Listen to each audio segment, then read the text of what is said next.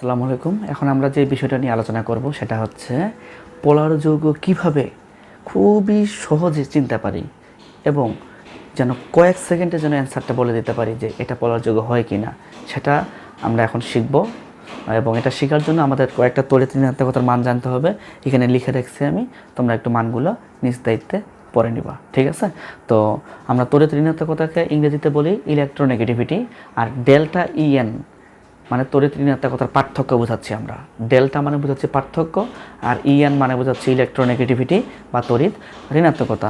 তো এখানে একটা কথা লিখছি আমি, যদি ডেল্টা ইএনের মান 0 থেকে বড় হয় এবং 0.5-এর চেয়ে কম হয় তাহলে ওই যৌগটাকে বলবো আমরা অপোলার যৌগ।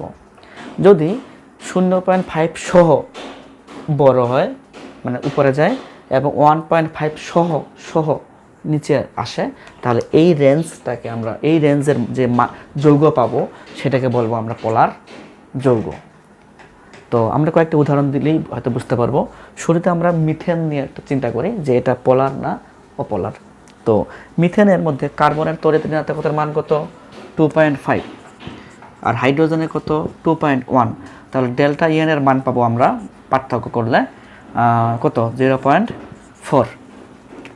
0.4 এর মধ্যে আছে না, তার মানে এটা একটা অপোলার যৌগ।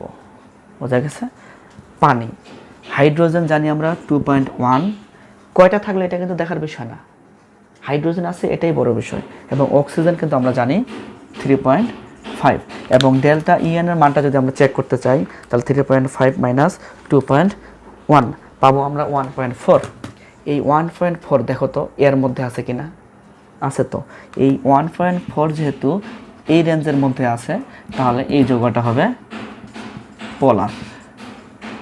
ঠিক তেমনইভাবে অ্যামোনিয়া, নাইট্রোজেন কত? 3, হাইড্রোজেন কত? 2.1। তাহলে 3 আর 2.1 মাইনাস করলে কত হয়? মাইনাস করলে দাঁড়াবে 0.9। 0.9 কার মধ্যে আছে? এর মধ্যে আছে না, তাহলে কত আসলো? 0.9, এবং এটা হচ্ছে পোলার যৌগ। ঠিক তেমনইভাবে আমরা আরেকটা উদাহরণ নিলাম, বেনজিন C6H6। আমরা জানি না এটা পোলার না অপোলার, তো আমরা একটু চেক করে দেখি। কার্বন কত?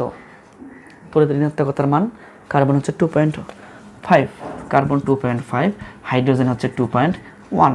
তাহলে তড়িৎ ঋণাত্মকতার পার্থক্য পাবো আমরা 0.4। 0.4 হলে কি দাঁড়ায়? অপোলার দাঁড়ায় না? তাহলে বেনজিন একটা অপোলার যৌগ। বেনজিন একটা অপোলার যৌগ।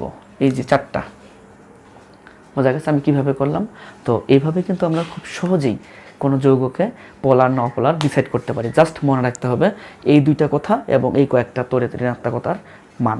তো আমরা যদি একটা অ্যালকোহল নিয়ে কথা বলি, অ্যালকোহল দেখো, অ্যালকোহলের মধ্যে কোন মূলক থাকে জানো তো নাকি?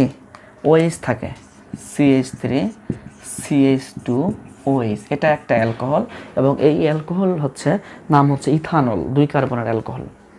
আমরা অ্যালকোহলের যখন পোলার যৌগ বা অপোলার যৌগ ব্যাখ্যা করতে যাব তখন অবশ্যই এই অ্যালকাইল মূলকের নিয়ে কোনো চিন্তা করব না, জাস্ট এই দুইটা মানে এই মূলকটা নিয়ে চিন্তা করব, OH মূলকটা নিয়ে চিন্তা করব। যেমন অক্সিজেনের তড়িৎ ঋণাত্মকতার মান কত জানো? 3.5, হাইড্রোজেনের কত? 2.1। তাহলে আমরা বিষয়টা জানতে পারি কত? 3.5 মাইনাস 2.1, 1.4। তাহলে ডেল্টা ইএন এর মান পাচ্ছি আমরা 1.4। তড়িৎ ঋণাত্মকতার মান যদি 1.4 কোথায় পাচ্ছি আমরা? এই রেঞ্জের মধ্যে পাচ্ছি না, তাহলে এটা কি পোলার যৌগ, অর্থাৎ অ্যালকোহল একটি পোলার যৌগ। হোক ইথানল, হোক প্রোপানল, হোক বিউটানল, আমরা জাস্ট শুধু OH মূলকটার দিকে তাকাবো, এগুলোর দিকে তাকাবো না। তাহলে এভাবেই আমরা পোলার যৌগ বা অপোলার যৌগ চিনতে পারি। আশা করি বুঝতে পারছো। না বুঝতে পারলেও কমেন্ট বক্সে কমেন্ট করবা। ভালো থাকো, আল্লাহ হাফেজ।